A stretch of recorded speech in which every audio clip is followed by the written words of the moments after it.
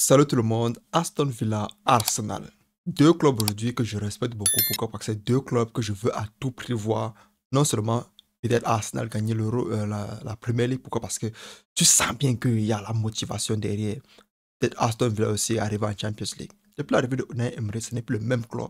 Ce n'est plus le même club. C'est un grand coach. Aujourd'hui, il faut l'appeler, il faut le dire ici. Ce n'est pas un coach, c'est un grand coach.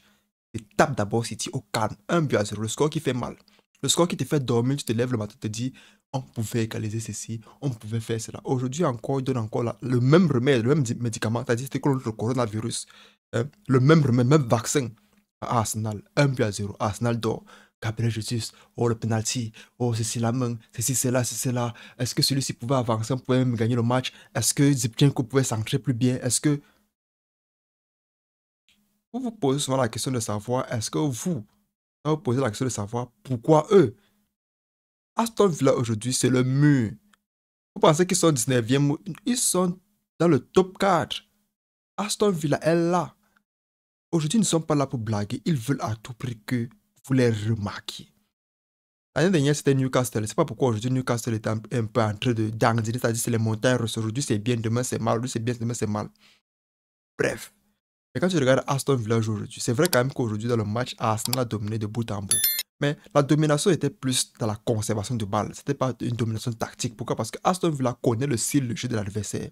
Ils savent que quoi? Vous allez venir le match, vous allez avoir une aisance facile de vouloir prendre le ballon, tourner avec Odegaard, envoyer Zichenko, revenir sur Odegaard, envoyer l'autre côté sur Saka, revenir. Ça, c'est conserver le ballon, ce n'est pas dominer le match. C'est ça qu'on appelle un lion qui attend les lions d'aller attaquer. Vous partez attaquer, vous courez comme vous voulez, mais vous venez déposer la viande devant lui. C'est comme ça, c'est ça qu'on appelle le lion de la savane. Il prend le ballon maintenant. Quand Aston Villa récupère le ballon, ce qui se passe, c'est quoi? C'est que c'est une contre-attaque. Sur quel côté? Le côté de celui que vous avez créé votre tactique. La tactique d'Arsenal, c'est quoi? C'est de faire un peu comme City. Bon, un peu comme, je ne veux pas dire qu'Arsenal joue comme City, mais un peu comme ça veut dire quoi? On fait revenir le latéral, un peu pour combler, c'est-à-dire pour remplir, pour créer un surnombre au milieu de terrain, c'est-à-dire créer un square, pour faire en sorte que chaque fois que le ballon peut aller à droite ou à gauche, il y a la possibilité d'un joueur au moins d'être là pour le pressing. C'est pour ça qu'aujourd'hui, ils font monter Zichenko. Beaucoup de gens vont me dire que Zichenko doit normalement jouer latéral. Est-ce que vous êtes coach? Est-ce que vous êtes coach? Donc vous pensez qu'il arrive au stade comme ça, il commence à se dire, bon, le coach ne connaît pas ce qu'il faut faire, il faut que moi je parte jouer. C'est pas pour rien qu'on le met tous les matchs, même s'il fait les erreurs, que vous dites que ce sont les erreurs. C'est l'erreur aussi d'un coaching. Pourquoi? Parce que le coach veut à tout prix qu'il vienne là-bas au milieu de terrain. Pourquoi? Ça peut créer un surnombre. Vous pensez que c'est facile aujourd'hui d'arriver en première ligue et de dominer le milieu de terrain? Que vous êtes qui? Il faut créer cette tactique-là. Faire trois défenseurs. Faire 4 milieux de terrain. Et avoir un milieu offensif qui est non seulement neuf, faux neuf et revenir. Pourquoi que Martinelli, quand il revient, prépare le ballon en milieu de ligne, c'est pour faire quoi? C'est pour créer et de faire les espaces. C'est pas facile. Aujourd'hui, ce qui s'est passé, c'est quoi? C'est que quand ils ont perdu dans ce ballon-là, quand ça arrivait sur Aston Villa, la seule chose qu'ils ont pensé, c'était quoi? L'entraînement. On exécute l'entraînement. On pousse sur le côté de Zechenko. Pourquoi? Parce que c'est là-bas où il n'est pas là. Très simplement. Et le but entre 1-0. Continuez à conserver votre ballon sans effrayer. C'est vrai quand même qu'il y avait pénalty sur Gabriel Jesus. Il faut aussi encourager ce qu'on n'encourage pas. Pourquoi? Parce qu'on a l'impression que quand tu regardes, on appelle ça quoi? Quand tu regardes un peu tous les pénaltys qu'on a donnés cette année, les mains qu'on a bloquées pour dire non, c'était pas le but et tout et tout. Le ballon de Gabriel Jesus, on tape bien son pied. On tape bien son pied, il pouvait pas le ballon. C'est quand même un pénalty flagrant. On n'a pas sifflé. On se pose la question de est-ce que ce sont les fans de Luton qui étaient là-bas aujourd'hui? Pourquoi? Parce qu'il devait avoir pénalty là-bas. Pénalty aussi clair que possible. Mais ils n'ont pas sifflé. Mais ce qu'on retient du match, c'est quoi? C'est que, comme on dit souvent, on se souvient juste du vainqueur. C'est quoi? C'est que Aston Villa a dominé le match. 1-0. Qu'est-ce que tu vas m'expliquer encore que Arsenal a dominé le match là? Tactiquement parlant, Aston Villa a instauré son jeu. Ils vous attendent. C'est une tactique. Ils n'étaient pas pour bagarrer le ballon. Ils savent que vous connaissez conserver le ballon. Vous êtes très fort pour la conservation du ballon. Vous avez les joueurs pour. Ils savent qu'ils ne sont pas là pour ça. Ils veulent vous faire un but d'Atlético Madrid 2013-2014. Un but. Ils rentrent des fans. Aussi simplement que possible. Mais la faute revient aussi à Arsenal. Pourquoi? Parce que Arsenal a blagué. Parce que je vous dis souvent que le match de football sont les détails. Ce sont les petits détails.